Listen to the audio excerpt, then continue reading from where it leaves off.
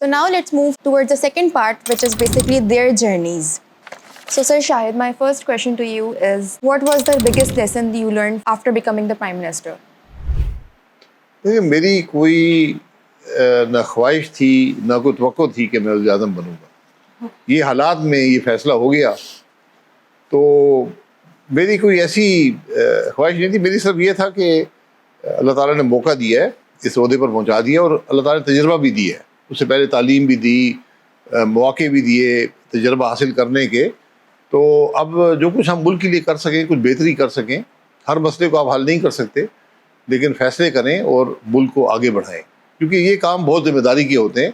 آپ 25 کروڑ لوگوں کی زندگی کے ذمہ دار ہوتے ہیں, تو صرف اس دن نہیں, جو اس کے بعد کئی سالوں تک آپ کے فیصلوں کے اثرات رہتے ہیں. اور سب سے جو بدترین بات ہوتی ہے وہ فیصلہ نہ کرنا ہوتا ہے. اور اکثر ہمارے ملک میں یہ ایک روایت بن گئی کہ فیصلے نہ کیے جائیں, کیونکہ اس سے مشکلات بھی پیدا ہو سکتی ہیں. فیصلہ ہمیشہ مشکل ہوتا ہے. تو ہم نے ہمیشہ کوشش کی کہ فیصلہ کریں, بر وقت کریں, اور اس کے جو اثرات ہیں اس کی ہم نے پرواہ نہیں کی. Okay, Sir Miftah, tell us about the hardest day you spent as a finance minister. دیکھیں 2 مرتبہ فائنانس منسٹر رہا ہوں, ایک مرتبہ شاہد صاحب کے نیچے اور ایک مرتبہ میاں شہباز شریف صاحب کے نیچے. شہباز شریف صاحب کے جب ساتھ کام کرتا تھا تو ہر 15 دن بعد پیٹرول کی پرائس چینج ہونی ہوتی تھی. حکومت پاکستان اربوں روپے کا نقصان کر رہی تھی, کیونکہ پیٹرول ہم مہنگا لے رہے تھے اور سستا بیچ رہے تھے. ابھی جیسے ہے مثال کے طور پہ کہ ہم 100 روپیہ لیٹر کا پیٹرول کے اوپر ٹیکس رکھتے ہیں, یہ الٹا تھا کہ ہم 100 روپیہ نقصان کرتے تھے, اپنے پلے سے دے رہے تھے. اور اسحاق ڈار صاحب ان کو وزیر بننا چاہ رہے تھے, تو کہیں نہ کہیں چاہ رہے تھے کہ یہ ڈسٹرب کریں میری وزارت کو. تو وہ روز بحث کرتے تھے کہ نہیں پرائس نہ بڑھاؤ, پرائس نہ بڑھاؤ, اور میاں نواز شریف ان کی سپورٹ کرتے تھے. اور مجھے ادھر لگتا تھا کہ ملک خدا نہ خواستہ ڈیفالٹ نہ ہو جائے. تو وہ ملک کو ڈیفالٹ سے بچانا, ایک طرف IMF کو ساتھ رکھنا, دوسری طرف ان لوگوں سے بحث کرنا, اور وہ مجھے ایک مشکل ہوتا تھا. جب شاہد صاحب وزیر تھے تو کوئی مسائل نہیں تھے. اس وقت جو مسائل ہوتے تھے وہ وزارت خزانہ کے اتنے نہیں ہوتے تھے. اس وقت یہ تھا کہ اس زمانے کی اندر جو حکومت اور جو فوج تھی وہ بالکل ایک پیج پہ نہیں تھی, اور وہ آپس کے اندر ایک بڑے اسٹریس والا ریلیشن شپ تھا. تو اس کے اندر کبھی کبھی مجھے بھی اس بحث میں پڑھنا پڑتا تھا, تو وہ ایک اسٹریسفل کام ہوتا تھا. لیکن میں آپ کو ایک مثال دے دیتا ہوں. کسی بھی فائنانس منسٹر کے لیے سب سے مشکل کام ہوتا ہے کہ اسے آپ کہیں گے اپنا ریونیو کم کر دو, کوئی ایسا قدم اٹھاؤ کہ تمہارا جو آمدن ہے وہ کم ہو جائے. تو میری ہمیشہ سے ایک سوچ تھی کہ پاکستان میں ٹیکس بہت زیادہ ہے لوگوں پر, اس کو کم کیا جائے. تو اب مجھے پتا تھا مفتہ صاحب نہیں مانیں گے, تو میں نے کیا کہ میں نے صبح 8 بجے ناشتے پہ ان کو آ کے گھر آ جائیں, 8 بجے میٹنگ کریں گے. تو پہلے تو یہ وہیں تھوڑا دب گئے کہ 8 بجے بڑا مشکل ہوتا ہے. پھر میں نے 4 پراٹھے بنائے, 4 پراٹھے بنوائے. تو پہلے پراٹھے سے شروع کیا کہ یہ جناب یہ ہمیں ٹیکس کا ریٹ کم کرنا ہے. تو چوتھے پراٹھے پر آ کر یہ قائل ہو گئے, مان گئے کہ ہم نے پاکستان کی تاریخ کی پہلی اور آخری دفعہ ٹیکس ریٹس کو کم کر کے, اس وقت 32 روپے کا ٹیکس ریٹ تھا, 32% کا, ہم نے اس کو 3 حصے کر دیے, ہائیسٹ 15, 10, 5, اور 1 لاکھ تک کوئی ٹیکس نہیں, لیکن فائلنگ سب نے کرنی ہے. تو یہ ان کے لیے بہت مشکل فیصلہ تھا, کیونکہ تقریباً اس وقت 70-80 ارب کا کمی ہو رہی تھی ریونیو میں, جو اس وقت بہت بڑی رقم تھی.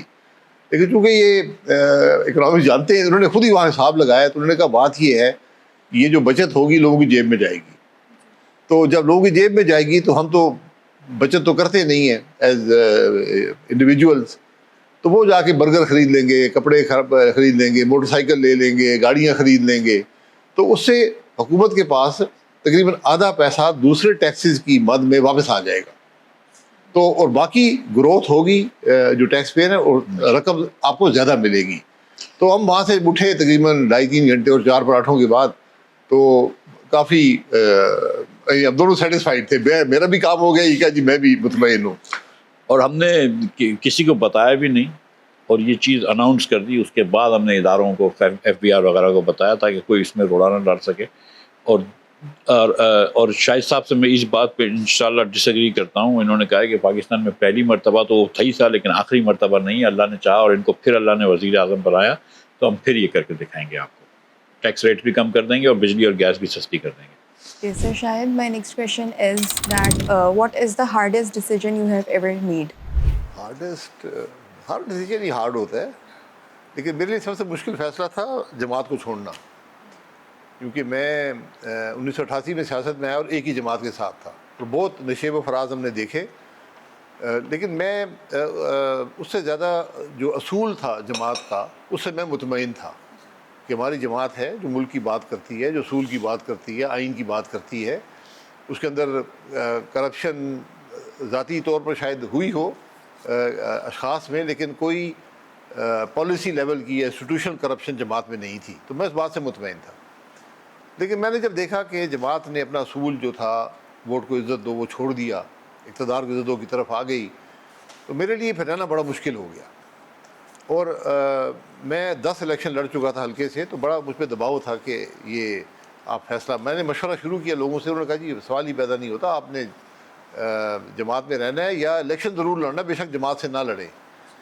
لیکن میں نے یہ سمجھا کہ جماعت میں نے ہی بنائی ہے اور یہ مناسب نہیں ہے کہ آپ الیکشن آج ایک جماعت سے لڑتے رہے 10 الیکشن, آج انہی لوگوں کو بولیں کہ نہیں نہیں آپ ادھر آ جائیں دوسری جماعت میں. تو میں نے کہا میں الیکشن لڑتا ہی نہیں ہوں.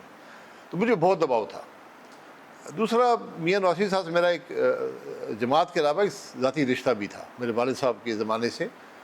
تو میرے لیے بہت مشکل فیصلہ تھا کہ میں جماعت کو چھوڑوں. میں نے اپنی پوری کوشش کی کہ جماعت کو میں جو میری سوچ ہے کم از کم اس کو آگاہ کر دوں کہ بھائی آپ جو کر رہے ہیں اس سے آپ کو بھی نقصان ہوگا, ملک کا بھی ہوگا. انہوں نے اس پر کوئی پیش رفت نہیں ہوئی. پھر بالآخر تقریباً 10-11 مہینے کے بعد میں نے ان کو بتا دیا کہ میں اب الیکشن نہیں لڑ سکوں گا جماعت سے. یہ کسی بھی سیاستدان کے لیے بہت مشکل, میرے لیے کم از کم یہ ناممکن فیصلہ تھا, لیکن اللہ نے کرم کیا کہ یہ فیصلہ میں کرنے کے قابل ہوا.